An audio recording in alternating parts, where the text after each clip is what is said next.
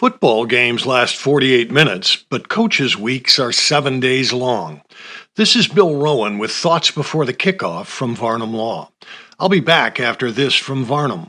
Championships are won by great teams. It's also how we build great companies, law firms, and communities. For 130 years, Varnum attorneys have served as trusted advisors, helping clients achieve goals. We're honored to serve West Michigan's most prestigious companies, and we're pleased to serve as volunteers in organizations making communities great.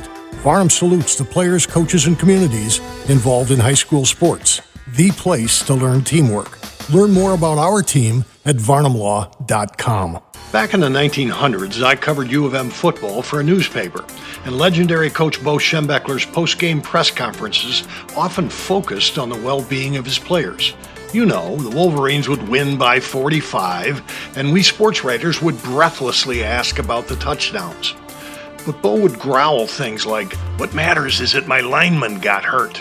So we'd say, "But what about Hucklebee's 3 touchdown runs?" "My center pulled a hamstring. My tackle sprained his knee," Bo would snap at us.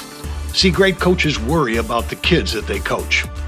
Which brings me to Ralph Munger, Rockford's Ralph Munger, the guy who won state championships while coaching the Rams for about 30 years before stepping down after last season. Ralph could certainly boast of his big wins, but interviewed on TV before the Rams opener last week, darned if the retired coach didn't call a different play.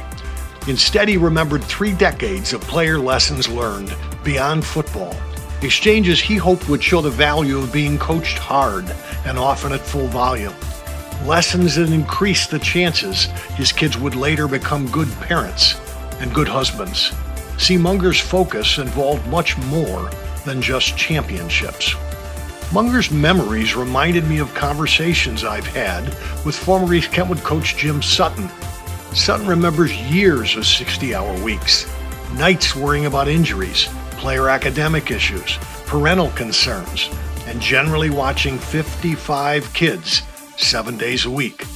Coach Sutton won conference championships at Kentwood, and there was also a year when the Falcons won only once.